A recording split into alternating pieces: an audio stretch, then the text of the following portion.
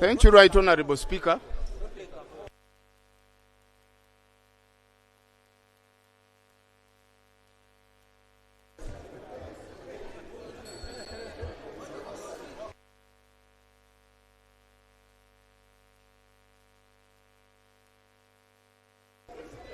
Honourable members, you recall that on Wednesday 15th, 2026, the Minister of Internal Affairs tabled the Protection of Sovereignty Bill 2026 for the first reading.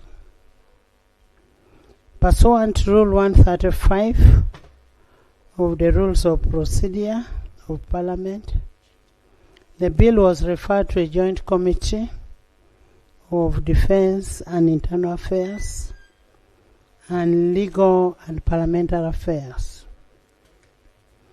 The committee has concluded the consideration of the bill and is ready to report. And pursuant to Rule 136(1) of the Rules of Procedure, I will invite the Minister to move his motion for the second reading before I will give you to bring your issue. Please. Honorable, let him first move, then I will give you to bring your issue. Okay?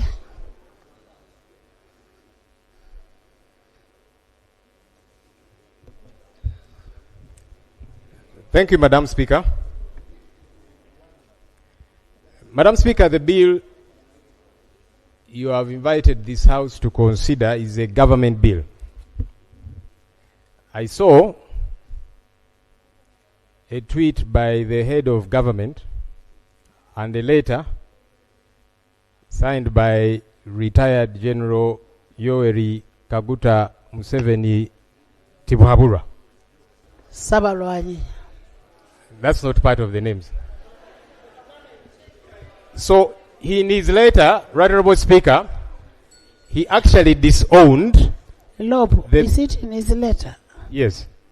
Can I have Let me a submit, Right Honorable. No, I want us to talk with evidence. Can we lay the letter on table? I came prepared, Madam Speaker. Here is a copy of the letter. I am tabling it. I have never seen a letter from State House in white. Madam Speaker, this is a copy of the letter, and I am tabling it. Normally we table documents, then they can be processed and authenticated and so on. But let me raise the point I was raising, Madam Speaker. In this letter, he disowned the bill that was tabled by the Minister of State for Internal Affairs. In fact, he was appalled, wondering what it is that we were debating. Also, what bothered me, Madam Speaker, in his letter, he said he called the two chairpersons of committees regarding this bill. I don't know how procedurally that gets to be correct, that now the executive gets to meddle directly, because it should be you, Madam Speaker, to call chairpersons of committees, guide them, and so on. But if they are getting guidance from the executive, it's a problematic issue. Madam Speaker, the Attorney General and the Minister of State for Internal Affairs went back to the joint committee and they made amendments to majority of the clauses in the bill. Please note, for those who have been following, amendments to majority of the clauses in the bill. For all intents and purposes, Madam Speaker and colleagues, this was now a new bill. For all intents and purposes. And by the way, there is precedence that have been set by this House, even in the previous Parliament, where... Honourable members, I want you to listen to Lob. Lob is saying, after... Let me actually say what I am saying. I'm glad you are protecting me from some noisy colleagues. This becomes a new bill. What I would only ask, did the new bill change the objective of the old bill? You continue. Madam Speaker, and I'm glad you're asking that question, because the entire foundation of the bill was torn apart, and no wonder the initiator... There's a procedure. But I rose procedurally, Madam Speaker. No, I gave procedure cannot counter procedure. No, I gave you space to speak. Not But I raised. Is yes an order. An order cannot. Honorable, you've been around for some time. You know that procedure takes precedence. You're going to mislead the new MPs who are coming in the 12th Parliament. They need to know and learn from people.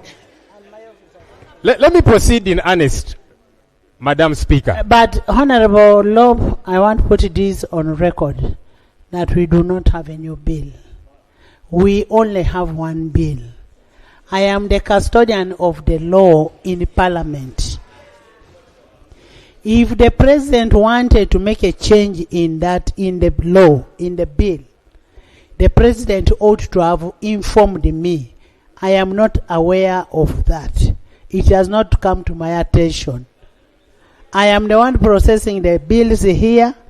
So if he sent it for public, and if he called the chairpersons, he's one of the Ugandans whom we should consult.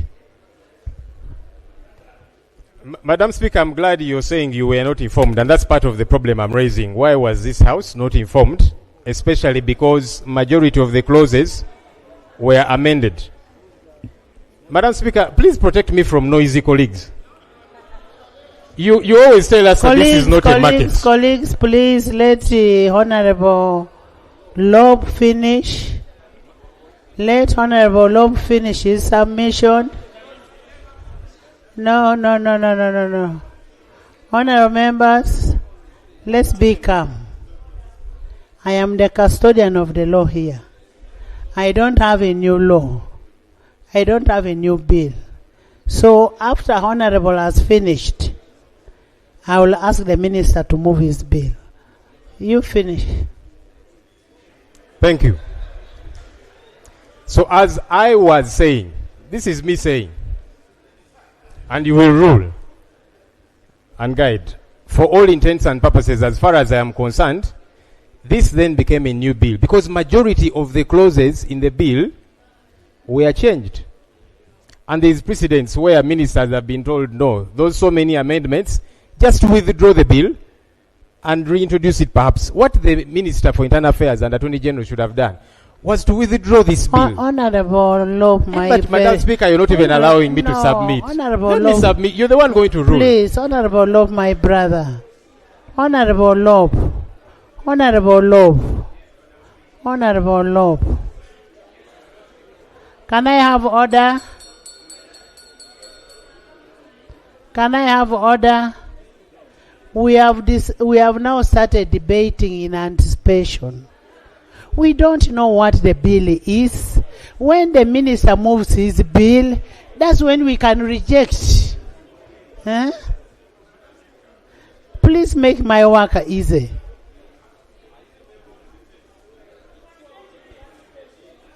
No, you leave Honorable Lob to finish.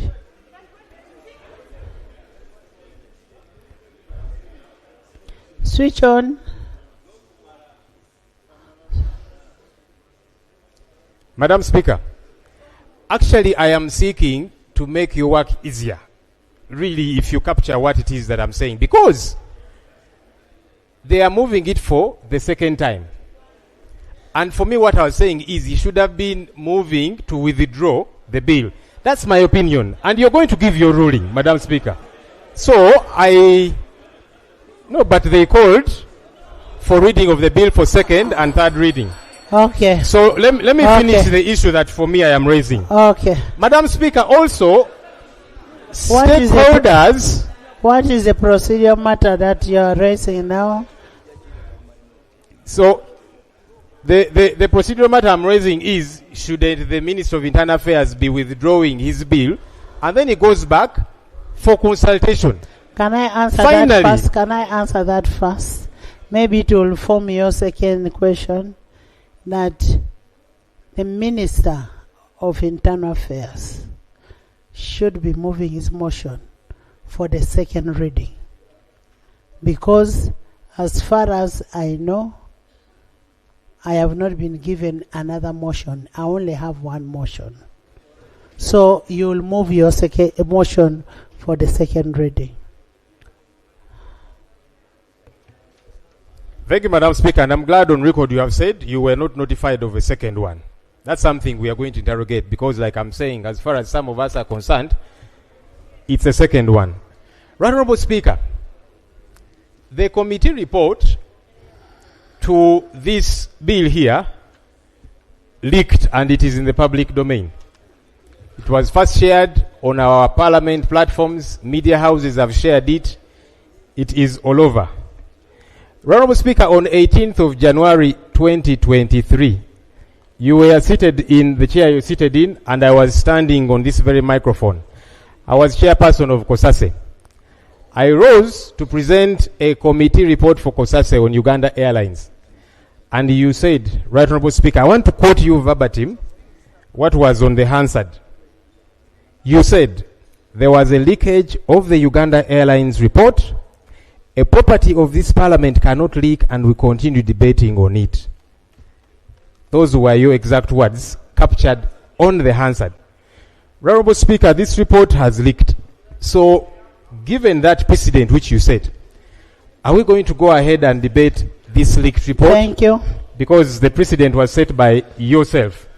We hope to be ready. First of all, honorable members, in the VIP gallery, I want to introduce Honorable Namlondo Sara, MP-elect from Buyende. You're most welcome. Honorable Naku Fiona, the elect for workers. Most welcome, Fiona Naku. And then we have Honorable Sewagude Robert, representing people with disability, national. You're also most welcome. I have Honorable Matembe, Miriam, and Honorable Emily Otekat. Honorable members, I want to refer you to Rule 14. The report of the Committee on Bills shall, and I'm saying shall, be uploaded on the Parliamentary Information System for the information of members before the report is laid on table. That is 214.14a. This report that was uploaded had my signature. I even said, please place it on the order paper with my very able signature. The report of airlines that got out did not have my signature. I am the only one who can sanction a document to be uploaded, which I did, so the report was not leaked out. Can you move your motion?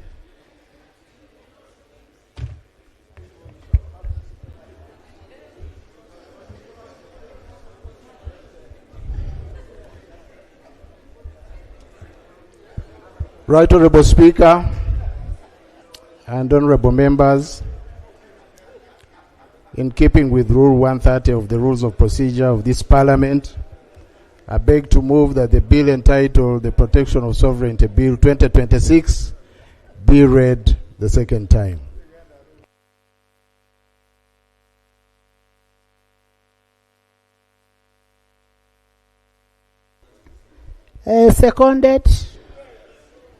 Seconded by the Vice President of Republic of Uganda, Honorable Jessica Alupo, retired.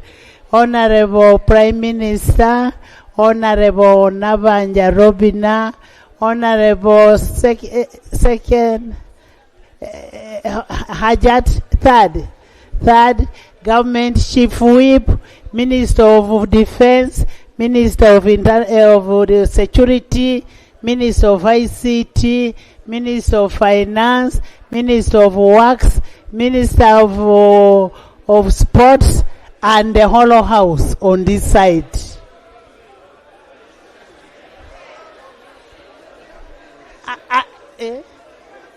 And part of that house, part of the other side, including Chemongesi, Rogomayo. Thank you. Would you want to speak to your motion? Right Honorable Speaker and honorable members, Can I first have a justification before you bring the procedure? Right Honorable Speaker and honorable members, the object of this bill is that the country faces a number of challenges which threaten our ability to self-govern in the absence of a sovereignty-specific law which this law seeks to address. And these include preventing undue external influence, regulating foreign funding, safeguarding national security, filling legal gaps, and managing digital misinformation. I beg to move, Right Honorable Speaker. Thank you. Honourable members, I want to provide some guidance in this. Honourable members, the chairpersons of the committees have prepared the report, and I wish to guide as follows. From the time the bill was tabled for the first reading, there has been a very remarkable public interest in it. A review of the committee report reveals that more than 60 witnesses were accorded opportunity to present their views on the bill, including persons and institutions. These answers and questions on whether there was sufficient public consultation or not, I commend the committee for upholding our cardinal principle of public participation.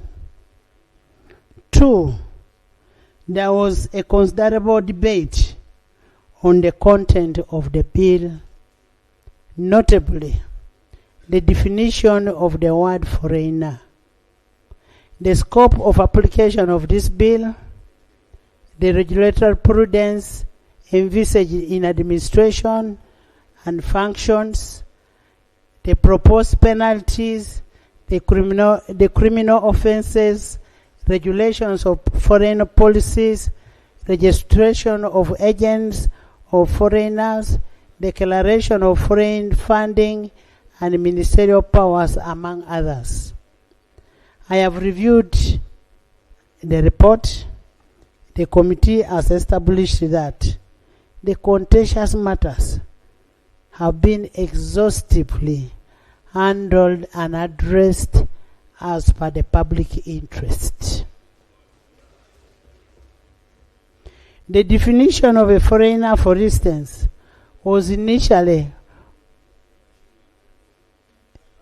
brought in a way that was not appealing to the people, but the committee has handled. Now I want members, there is no procedure, I'm giving you guidance. I know I'm touching on your minorities. Honorable members, I am giving 30 minutes for the major report to be presented, and I am saying 30 minutes. Where is the chair? And I will also give, I am aware that is a minority report. It doesn't matter whether minorities or minority. I am also giving the minority or minorities 30 minutes. If you have 10 minorities, you'll divide 30 minutes by 10 and you'll have 3. Honorable Chair, unanswered, I want timing.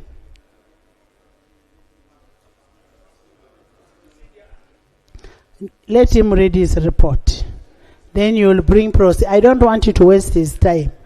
Tebandike, I know you want to exercise your law that you're learning now. You first wait. First wait. First wait. First wait. I have given you 30 minutes. Thank you. Right Honorable Speaker. Right Honorable Speaker, for the record, my name is Wilson Kajenje, Member of Parliament, Nyabusho's constituency, and Chairperson of Defense and Internal Affairs Committee. I'll be assisted by my colleague, the Honorable Baka Stephen Mugabe, Chairperson, Legal and Parliamentary Affairs.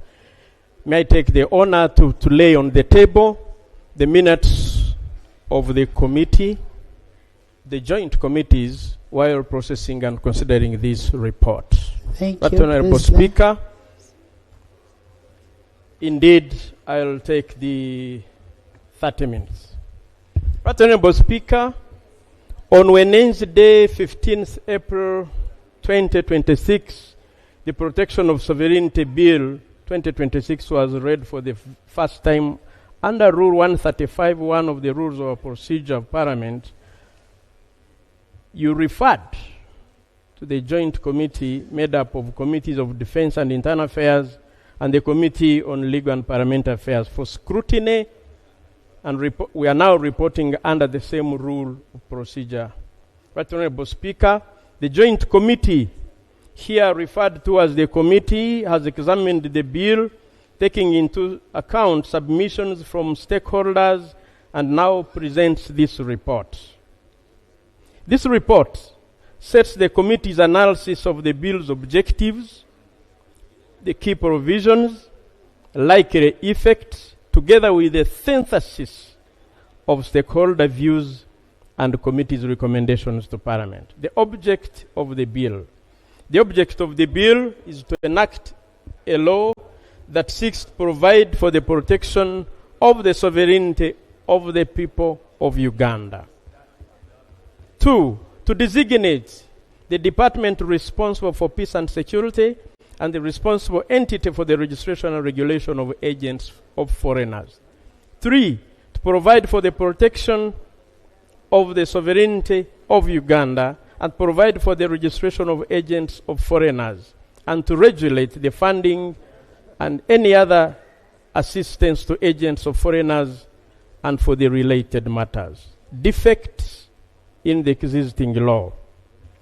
The bill identifies principal defect in the existing legal framework as the absence of a specific law operationalizing the protection of Uganda's sovereignty, which has allowed continued external interference in the government policies and programs. In particular, it points out the increasing influence of foreign actors and their agents in shaping policy and development priorities, often through conditional grant, conditional funding, and parallel programs that conflict with national objectives.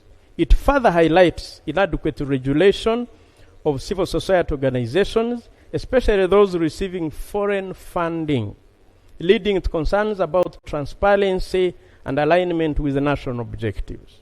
Additionally, the bill notes the growing use of digital platforms by foreign actors to spread misinformation and incite social discord, collectively undermining Uganda's ability to self-govern independently and safeguard its political, economic, and social stability. Right Honorable Speaker, what method did we use? Methodology.